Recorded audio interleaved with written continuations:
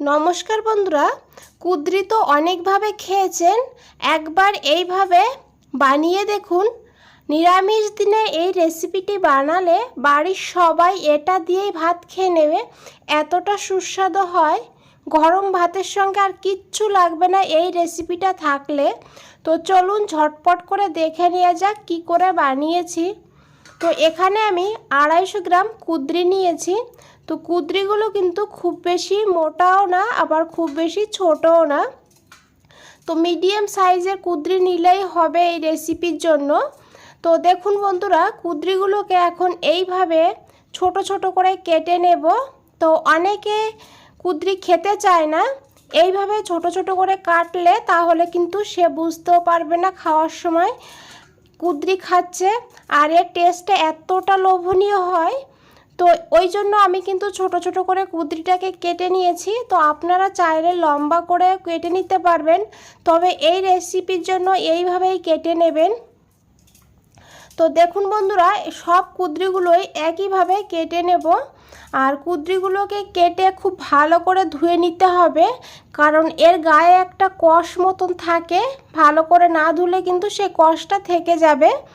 আর দেখুন এইভাবে কুদ্রিটাকে কেটে নেবেন, খুব বেশি বড় করবেন না, আবার খুব বেশি পাতলাও করবেন না। এখানে নিয়েছি দুটো ছোট সাইজের আলু। আলুটাকেও একইভাবে কেটে নিতে হবে কুদ্রির মতন করে। তো প্রথমে আমি লম্বা লম্বা করে কেটে নিয়েছি পাতলা করে, আর তারপরে এইভাবে কেটে নেব বন্ধুরা। তো সবজিগুলো একই রকম কাটলে দেখতেও ভালো হয়, আর যেহেতু কুদ্রিটা কিন্তু রান্না হতে টাইম লাগে, তো আলুটাও একইভাবে করে কেটে নেব। আলু আর কুদ্রিটা একসঙ্গেই কিন্তু রান্না হয়ে যাবে। এদিকে একটা কড়া বসিয়ে দিয়েছি, কড়াইতে দিয়েছি 2 চামচ সাদা তেল। আমি সাদা তেলে রান্নাটা করব, সর্ষের তেলেও কিন্তু রান্নাটা করা যাবে। তেলটা খুব ভালো করে গরম করে নিতে হবে। তারপরে দিয়ে দিতে হবে কেটে রাখা আলুগুলোকে খুব ভালো করে ধুয়ে নিতে হবে। আর আলুটাকে এইভাবে তেলের সঙ্গে একটু নাড়াচাড়া করে নেব 1 থেকে 1.5 মিনিট। আলুটাকে কিন্তু লাল করে এখানে ভাজবো না, জাস্ট আলুর যে একটা কাঁচা ভাব থাকে সেটা চলে যাবে, সেইভাবে আলুটাকে ভেজে নিতে হবে। তারপরে এখানে দিয়ে দিতে হবে কেটে রাখা কুদ্রিগুলো। এখন খুব ভালো করে আলুর সঙ্গে মিশিয়ে নিতে হবে এইভাবে। আর আলুর সঙ্গে মিশিয়ে নেওয়ার পর এখানে দিয়ে দিতে হবে অল্প করে লবণ,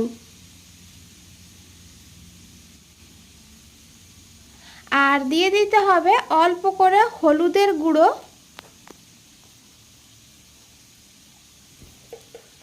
এখন খুব ভালো করে এই কুদ্রি আর আলুটাকে ভেজে নিতে হবে।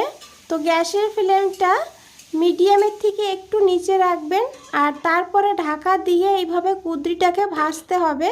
তো কুদ্রিটা এখানে ভাজা হোক, এখানে একটা মশলা বানিয়ে নেব। তার জন্য নিয়েছি একটা জারে 1 চামচ বাদামটা কাঁচাই নিয়েছি। আর নিয়েছি এখানে 2 চামচ সাদা তিল। আর তিল যদি এখানে না থাকে তাহলে 1 চামচ পোস্তও দিয়ে দিতে পারেন। আর দিয়েছি এখানে 3টে কাঁচা লঙ্কার পরিমাণটা আপনারা বাড়িয়ে কমিয়ে নিতে পারেন। নিয়েছি 1/2 ইঞ্চি আদা। আর দিয়ে দিতে হবে এখানে 1/2 চামচ গোটা জিরা। আর দিতে হবে অল্প করে জলটা না দিলে তাহলে কিন্তু একদম মিহি করে বাটা যাবে না। তো অল্প করে জল দিয়ে দিতে হবে, আর একদম মিহি করে পেস্ট বানিয়ে নিতে হবে। এদিকে দেখুন আমি কিন্তু মাঝে মধ্যে ঢাকনাটা খুলে একটু নাড়াচাড়া করে নিয়েছি। তো মাঝে মধ্যে ঢাকনাটা খুলে নেবেন 1-2 মিনিট পর, তারপরে নাড়াচাড়া করে নেবেন, না হলে এক সাইডটাই বেশি ভাজা হয়ে যাবে, অপর সাইডটা কিন্তু ভাজা হবে না। তো দেখুন বন্ধুরা, এখানে কুদ্রি আলুটা কিন্তু বেশ ভালোভাবে ভাজা হয়ে গিয়েছে।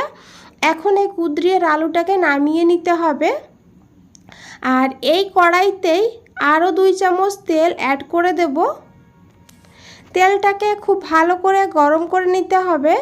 তারপরে এখানে দিতে হবে 1/2 চামচ গোটা জিরা।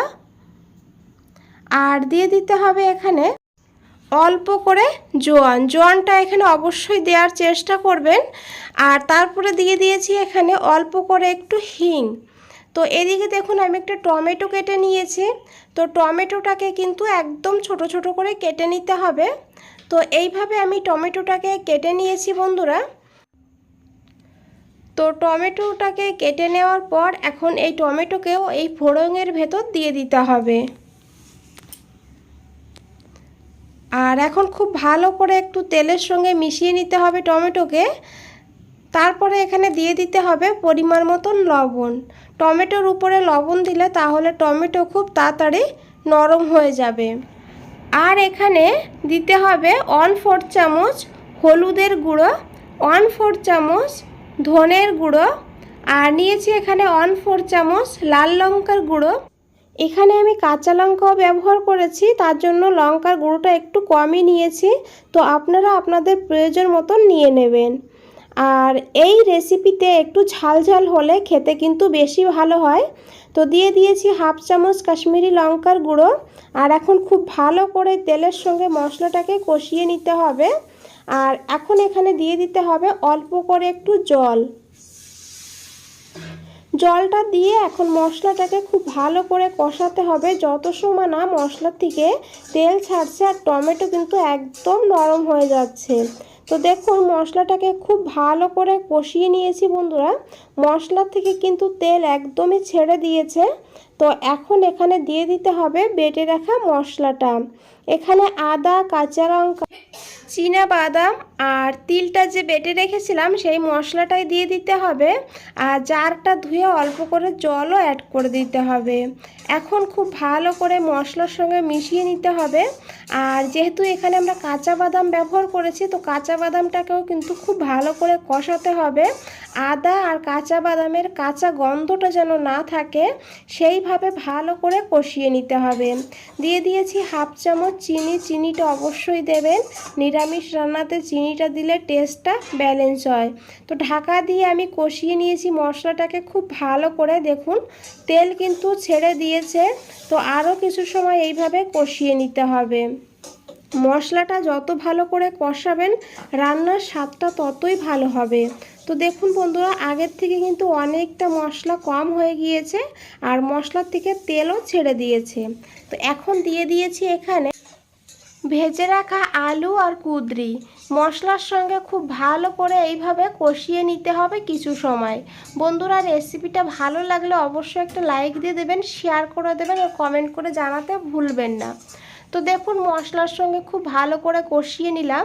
তারপরে এখানে অল্প করে জল দিতে হবে। আমি কিন্তু এটা শুকনো সবজি করব।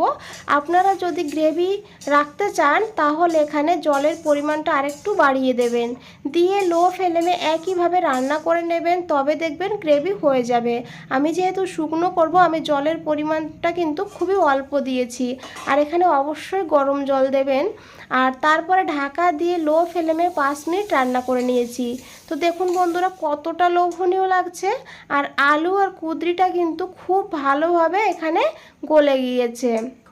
তো এইভাবে একবার রান্না করে দেখুন কুঁদরির এই নিরামিষটি সবাই চেটে পুটে খাবে। তো দিয়ে দিয়েছি এখানে অল্প করে একটু গরম মশলার গুঁড়ো আর একটু ধনেপাতা কুচি, 1/2 চামচ ঘি দিয়ে খুব ভালো করে মিশিয়ে 2 মিনিটের জন্য স্ট্যান্ডিং টাইমে রেখে দিয়েছিলাম। বন্ধুরা রেসিপিটা ভালো লাগলে অবশ্যই একটা লাইক দেবেন। নতুন বন্ধুদের বলছি চ্যানেলটা এখনও সাবস্ক্রাইব করে না রাখলে চ্যানেলটা সাবস্ক্রাইব করে পাশে থাকুন আর নিচে বেল আইকনটা আছে প্রেস করে রাখুন। যখনই আমি নতুন কোনো রেসিপি দেব সবার আগে আপনাদের কাছেই পৌঁছে যাবে। তো দেখুন বন্ধুরা কতটা লোভনীয় লাগছে। বন্ধুরা আজ তাহলে এই পর্যন্তই, ফিরে আসছি নতুন কোনো রেসিপি নিয়ে। ভালো থাকবেন, সুস্থ থাকবেন। আপনাদের সবাইকে অনেক অনেক ধন্যবাদ।